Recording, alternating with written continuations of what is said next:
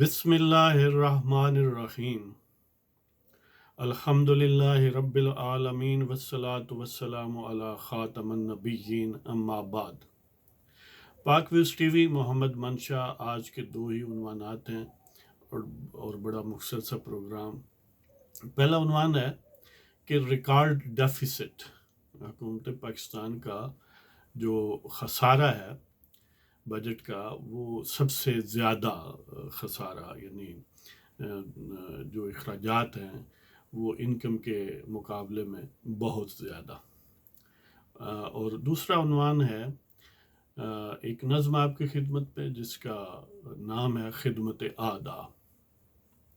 تو بسم اللہ کرتے ہیں جی۔ ویسے تو عام طور پر مسلمان جو ہیں اور خاص طور پر برصغیر کے مسلمان، ان کے متعلق بعض لوگوں کا خیال یہ ہے کہ وہ بے خاتوں سے پرہیز کرتے ہیں، یعنی مالی معاملات کے حساب کتاب جو ہیں ان میں ان کا ہاتھ تنگ رہتا ہے۔ یہ تاریخی طور پر بعض لوگوں کا شبہ ہے یا ایسے امپریشن ملتا ہے جب آپ تاریخ پڑھتے ہیں۔ یہی وجہ ہے کہ آپ مسلمانوں کے ادوار میں دیکھیں تو بہت سارے ادوار میں جو ہندو بنیے تھے، کسی نہ کسی حوالے سے ریونیو کلیکشن کے خاص طور پر حساب کتاب میں، جو آج کے دور کے حساب سے جس کو منسٹری آف فائنینس کہا جائے، تب ان کو دیوان وغیرہ کہا جاتا تھا، یا میر بخشی یا مختلف نام تھے ان کے، ظاہر ہے ویل ڈیفائنڈ آسپیکٹ نہیں تھے جس طرح آج کل ہیں، لیکن وہ بہرحال ہندو ہوا کرتے تھے۔ تو اس والے سے لگتا ہے کہ ہمارا بھی ہاتھ عموماً تنگ ہی رہتا ہے۔ شاید اسی وجہ سے ہے کہ ہم لوگوں کو امپورٹ کرتے ہیں بے کھاتے لکھنے کے لیے، چلانے کے لیے، کیسے معاشی معاملات چلانے۔ بہرحال یہ ایک جملہ معترضہ ہے۔ تو اب آتے ہیں جی موضوع کی طرف۔ تو پاکستان کی منسٹری آف فائنینس نے جو سٹیٹسٹکس ایشو کی ہیں، یہ جو جون میں سال اینڈ ہوا ہے فائنینشیل ایئر، اس کے مطابق پاکستان کا جو فسکل ڈیفیسٹ ہے وہ 8.9% ہے، اور یہ ریکارڈ ہے۔ اتنا کبھی یعنی 79-80 سے بھی اگر آپ کر لیں، یعنی 40-50 سالوں میں اتنا کبھی نہیں ہوا۔ تو یہ جو نئے پاکستان کی تعمیر کے سلسلے میں لوگ رکھتے ہوئے ہیں، کچھ وردی میں ہیں اور کچھ سردی میں ہیں، لگتا ہے کہ بنی گالہ شریف کے سجادہ نشین اور وہ جو راول پنڈی میں سجادہ نشین رہتے ہیں باوردی، ان سب کی ایفرٹ سے ماشاءاللہ ہم نے بڑے لینڈ مارک حاصل کیے ہیں۔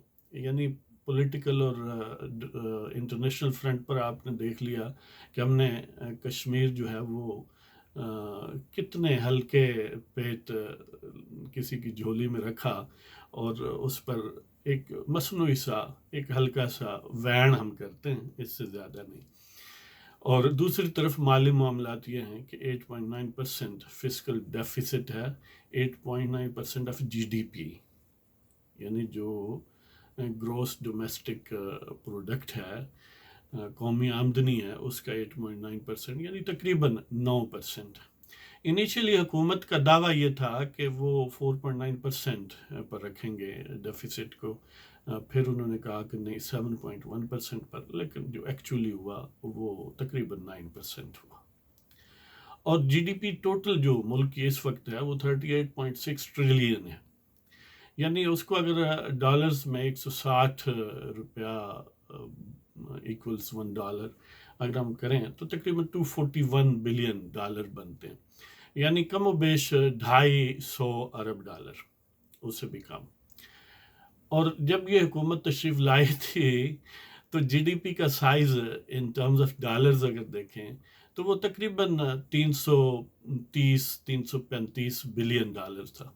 یعنی دوسرے لفظوں میں آپ نے بابرکت سال میں جب ایماندار اور صادق و امین لوگ آئے اور چوروں کی حکومت ختم ہو گئی، پاک دامن لوگ آ گئے اور کرپشن وغیرہ ختم ہو گئی، تو 80 ارب ڈالر کے برابر جی ڈی پی کا سائز جو ہے یا اکانومی کا سائز جو ہے وہ سکڑ گیا.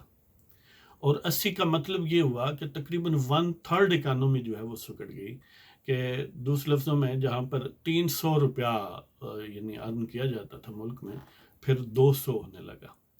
تو یہ فیوض و برکات ہیں اس نئی حکومت کی اور ایماندار حکومت کی، کیونکہ اب ظاہر کرپشن نہیں ہوتی. اچھا، یہ یعنی پہلے جو پریسیڈنگ ایئر ہے، اس سے پہلے جو کرپٹ لوگوں کی حکومت تھی، تو اس وقت جی ڈی پی کا ڈیفیسٹ کے حساب سے وہ دیکھیں تو 6.6% تھا. یعنی اب ہم نے تقریباً 2.5% جی ڈی پی کے حوالے سے ڈیفیسٹ کو بڑھایا ہے، صرف ایک سال میں یا لیس دین 1 ایئر. اور اس کا زیادہ تر جو اضافہ ہوا ہے وہ آخری کوارٹر میں ہوا ہے، یعنی مارچ 2019 سے جون 2019 کے اختتام تک.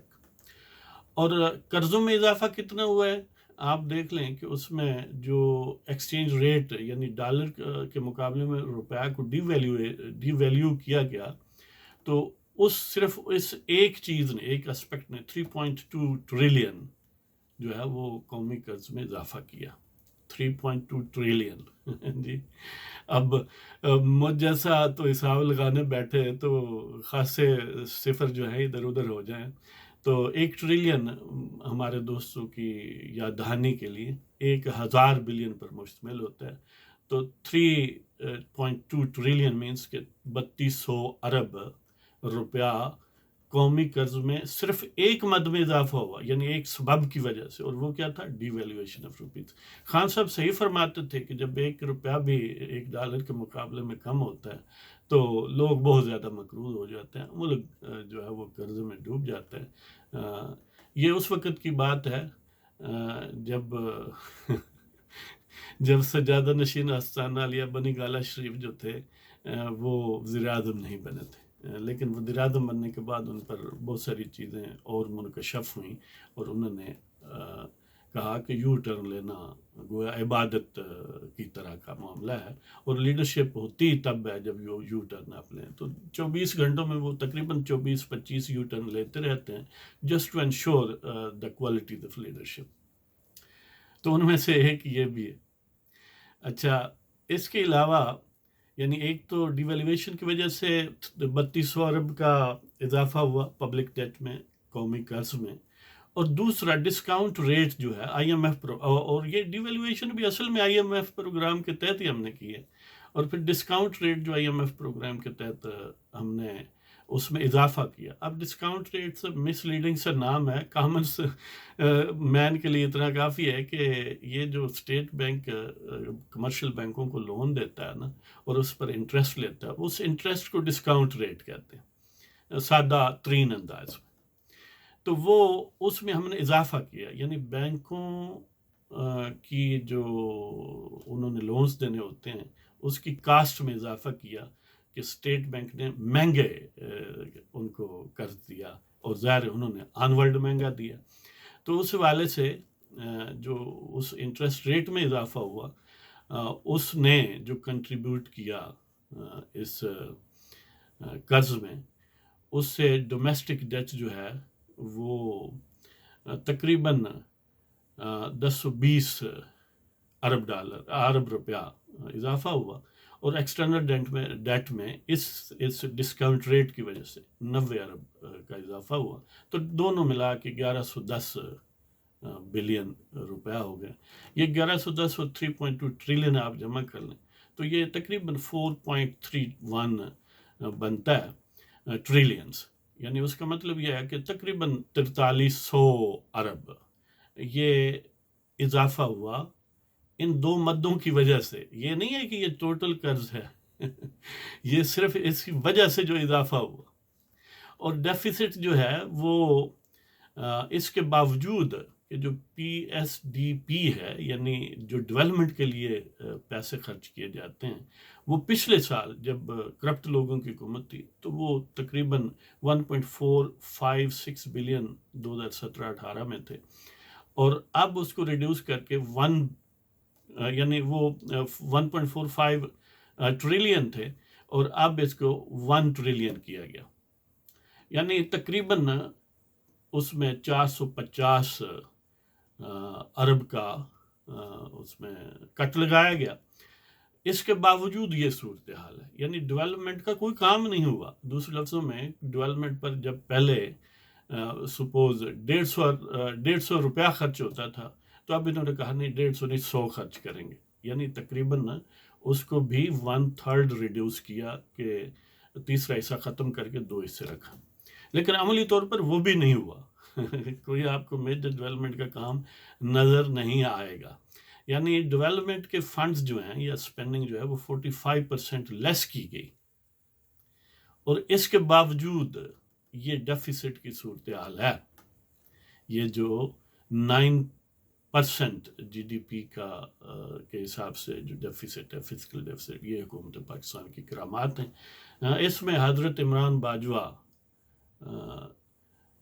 ان کی یعنی فیوض و برکات، ان کی مسائی جمیلہ اور ان کی حب الوطنی اس میں جو ہے سب سے اہم فیکٹر ہے کہ پچھلی حکومت کی ٹانگیں بھی کھینچتے رہے اور پھر بھی انہوں نے تقریباً 10,000 میگا واٹ بجلی کا اضافہ کیا، اس کی پروڈکشن یعنی انشور کی، آج ظاہر ہے اسی کو انجوائے کر رہے ہیں لوگ، اور ڈیولپمنٹ کے کام بھی بہت زیادہ کیے، اور فسکل ڈیفیسٹ کو بھی 6% پر رکھا جی ڈی پی کے حساب سے۔ اب فسکل ڈیفیسٹ 9% ہے، ڈیولپمنٹ کا کوئی کام نہیں ہے، اور رہ نام سائندہ۔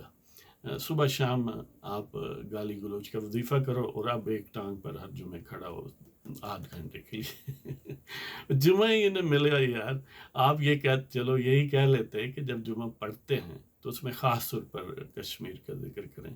اب کھڑا ہونے سے کیا ہے مطلب ہے جی، لیکن یہ کیونکہ اسرار و رموز ہیں مجذوب لوگوں کے، اور یہ شاید تصوف کی باتیں ہیں، یہ استانہ علیہ سجادہ نشین بنی گالی شریف جو ہیں وہی جان سکتے ہیں۔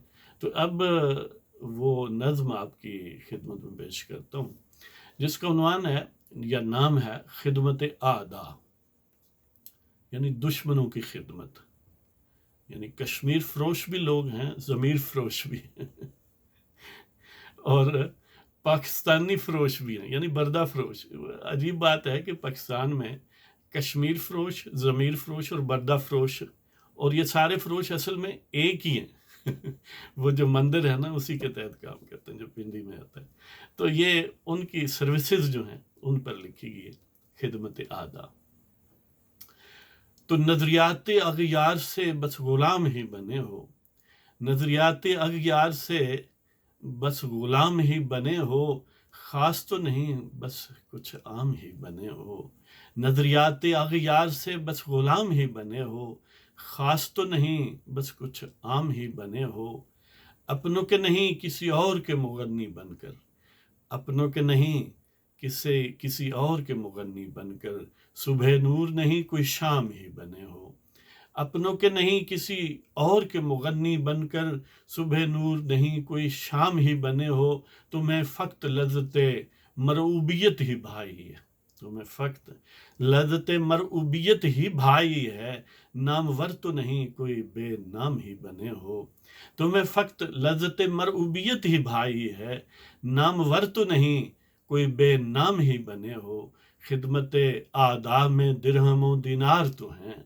خدمت اعداء میں درہم و دینار تو ہیں، ملت کے لیے لیکن موجب اعلام ہی بنے ہو، خدمت اعداء میں درہم و دینار تو ہیں، ملت کے لیے لیکن موجب اعلام ہی بنے ہو، وفاداری افرنگ ہی اب بھی تیرا شعور ہے، وفاداری افرنگ ہی اب بھی تیرا شعور ہے، مثل جعفر و صادق بس دشنام ہی بنے ہو، وفاداری افرنگ ہی اب بھی تیرا شعور ہے، مثل جعفر و صادق بس دشنام ہی بنے ہو۔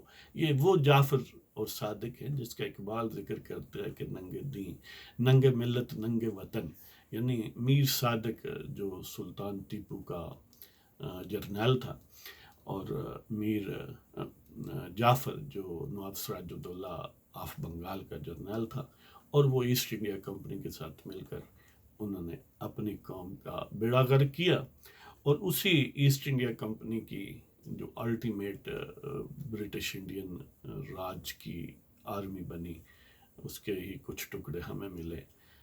تو ان سے اب جو فیوض و برکات ہم لے رہے ہیں وہ میر جعفر و صادق کے کنڈکٹ، ان کے نظریات اور ان کے ہی روحانی اولاد سے سمجھ لیں آپ لے رہے ہیں.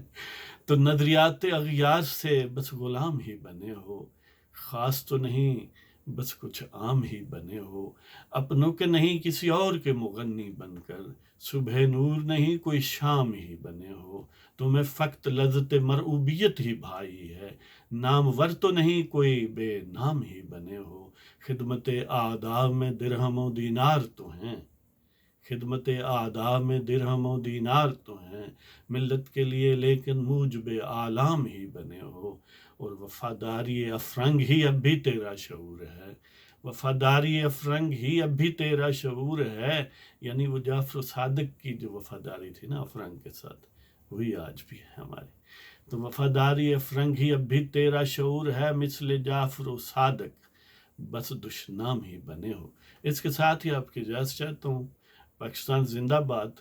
اللہ تعالیٰ آپ سب کو خوش رکھے اور ہمت دے کہ کبھی ہم کشمیر آزاد کروا سکیں اور ان کے مصائب کو ختم کر سکیں.